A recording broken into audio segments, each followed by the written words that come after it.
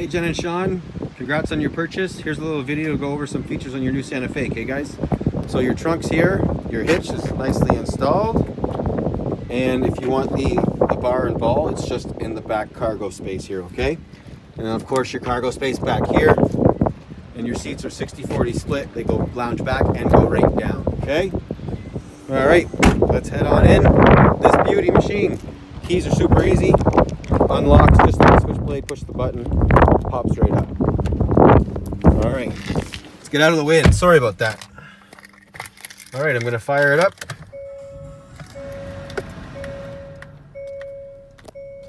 So we're gonna start with the safety features. Safety features on the left now, you have lane departure warning, which is this symbol with the two lines in the car. I put it on, the little light comes on up top there. When that activates, it goes green when you're driving on the highway. Now it only activates over 65 kilometers an hour.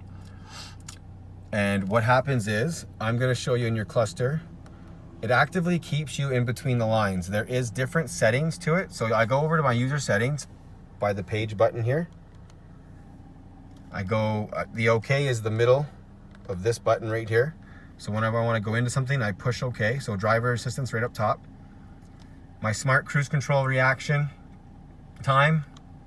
I have fast, normal, slow. I'm going to leave it on normal for you. What that means, it's the reaction time to the cars in front of you. We're going to leave it on normal. Driving assist, leading vehicle departure. That means when the smart cruise control deactivates and the vehicle in front of you leaves, it goes back to your regular speed, which is what you want, so we want that. Driver attention warning, meaning if you're about to collide to something, you're not paying attention, you're a little over the road, it's gonna tell you. We're not gonna put that on high sensitivity because it might bug you. We're gonna leave it on normal, and honestly, normal, you barely hear it unless you are gonna hit something or you're swerving around on the road. Warning timing, same thing. That's the warning timing for the front collision avoidance. So if you're about to hit something, it's just a timing. This is a collision. Again, all these things, all these safety features work over 65 kilometers an hour or more. So they're made for major highways like Highway 2 and the 401. So we're gonna leave that on normal. Warning volume, we're gonna put that on high because as you can hear it. Medium's okay, but if you have music and stuff on, we're gonna leave it on high, okay? Forward safety. So it's on active assist, meaning if you're about to hit something going 65 kilometers an hour or faster, it's going to actively hit the brakes if you don't hit the brakes. Now, it's emergency brake, and it also is going to warn you a couple times with some beeps before it does hit the brake. If I turn this off, you see a little car crash come up there. That means you don't have the active assist. Now in the winter, it does turn off after certain temperatures, and it does not work with ice and snow on the front of the car, of course. And I would just deactivate them as well if it's really bad out, snowing and blizzard and stuff, because you don't want to slip around with the brake hitting itself if you're about to hit something. I would just leave it off for that stuff. Lane safety. This is the one that was the little lane up top on the left. Lane keep assist. The first one's active LKA. The first one, we put it on. This one's gonna actively keep you in between the lines on the highway. So if it's detecting solid painted lines on the left and right side of the vehicle, it will actively keep you in those lines, okay? You'll feel it take control of the steering wheel a little bit. It won't take you over and turn the wheel or anything. It'll just keep you in between the lines. The lane keeping assist allows you to veer over the line a little bit, but then it pulls you back into between the lines. So that one's not bad too, but I'd rather use the active LKA because once you get comfortable with the active LKA, it's amazing for highway driving and Highway 2 driving. It's absolutely awesome. And then if you just want the warning, where it does not control your steering wheel, you go lane departure warning, okay? That's just a warning. If you want it off, you go like that, the little button up top goes away. But I can turn it back on just by doing this too. If I use that button to turn it back on, it's gonna put it back to what I had it previously set at. So I'm gonna leave it on active. If you guys do wanna change it, you can go right in here and change it, okay?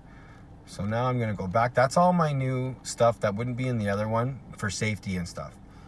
Everything else in here in this cluster, like door, your lights, your sound, you've seen that in your Santa Fe before. I'm gonna set up your service interval. I'm gonna adjust your service interval for 6,000 kilometers or 4 months, depending on mileage you drive, okay? I'm also gonna change the temperature. I see it saved in Fahrenheit. I'm gonna go back out of here. I'm gonna go, it's in Ether. I know the temperature's in Ether. And I'm just using this OK button like this.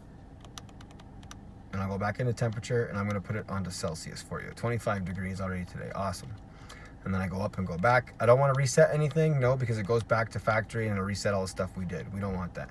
So we're gonna go back out of here, and that's this page button. So if I want to move from here, now I'll go page, takes me back to my first screen. Now you see this before up top, it shows you your range to empty, 550 kilometers, and my average liters per 100 kilometers. I go page down, this is my trip odometer A, trip odometer B, and my speedometer, which is most people like to leave it on. Now I reset those by holding this OK button, pushing it down like that. It resets the button, resets the numbers for you. Okay, and this is your drive mode. Your drive mode button is down on the middle cluster area. I'm in comfort, I go sport. Sport is the same as your other one. It tightens your suspension and also will give you a little more pep. And then smart's good for anything, highway, in city. And then smart and eco are actually very the same. And then comfort is a little looser steering. So you'll feel a little looser steering on the steering wheel for that one. Okay? Same thing, telescopic steering, everything's the same on your steering wheel. You got your Bluetooth over here, you have your radio controls here, and your cruise control here. Now this cruise control button, if I put cruise on, it comes up top. And this button here is my leading vehicle, how far away I want to be from the leading vehicle. So when I'm doing my cruise control, say I set my cruise at 120 on the highway, I come up to a guy, he's doing 115, it slows me down to 115. This button shows me or gives me an option to be closer to him or further away from him. Now the closest point is not that close, so I use it at the closest point because it's not that close, but you can be further back if you like. And the smart cruise control will go back to your speed if that vehicle goes away, or if you get into the left lane and pass him, you can pick up to your speed without touching the gas pedal at all. It does it all for you, so it's pretty cool. This is all new for you too. So you have same thing, your radio goes through your FM, AM, your media will go right to your USB or your Bluetooth. Let's turn it on. We'll turn it down though. Setup is the main one. You go setup and you can see all kinds of stuff. Your sound, your display, your date and time. You can swipe over. You can do all kinds of stuff in here. That's the main one. Then I go back to my main screen. Now it says, please connect a device for more features such as Android Auto or Apple CarPlay. So when you plug into this USB in the middle down here, if you have an Apple, you get Apple CarPlay. If you have an Android, you get Android Auto. What they give you is hands-free texting, hands-free Google Maps, hands-free calling. So now you're calling, this button does not give me hands-free calling anymore. It says, please connect a device supporting Apple CarPlay or Android Auto. Okay? You can still call with your Bluetooth hooked up by pushing the left button.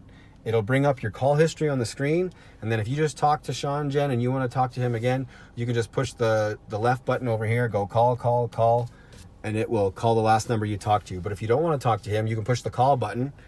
It'll bring up your call history here, and then you can use the arrows to navigate through your calls in there. But you don't have hands-free unless you plug in to the USB port down here for the Apple CarPlay or Android Auto. Okay? Any questions with that stuff, give us a call. It may be a little confusing at first, but the Apple CarPlay is super easy to use, and so is the Android Auto. Next, we have all your temperatures and stuff, pretty straightforward. High to low, cold to hot. Your different modes are up here. Front and rear defrost, your AC button, your heated seats and heated steering right in the middle. You have an extra fast charging USB on the right, but for the CarPlay stuff, you want to be plugged into this USB, and it will charge your phone as well. And you do have the adapter still. Okay, a couple new features here. Your drive mode we went through. This is an electronic parking brake, so I pull it up to put it on. I just heard it go on. Now to release it, you can see the park brake button there. To release it, foot on the brake, push it down. Okay, I think you had the downhill brake assist in your other one. Auto hold is super sweet. You actually put this on. It says auto hold up here. When you stop at a red light and you're waiting for it to turn green, you can take your foot off the gas in park or in drive, and it will keep you there until you push the gas again. So it's a really cool feature. The assist shutdown as well is new for you guys. What this does is same thing. You get to a red light, you come to a complete stop.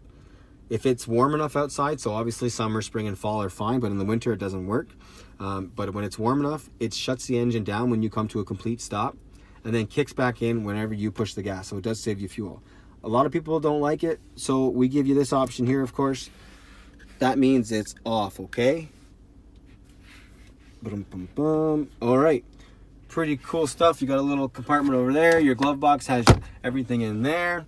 Yeah, if you guys honestly have any questions or concerns, give us a call. We're going to be here. Sorry it's a little longer video than I thought, but it does go through everything. Oh, one more thing I forgot. Your all-wheel drive lock. I don't know if you had that now or not. I can't remember.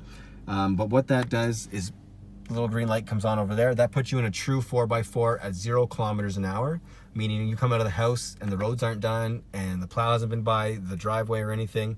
Well, you put that on and that'll plow you through anything. So that deactivates at 40 kilometers an hour. So it's made for really bad weather when you're driving slow.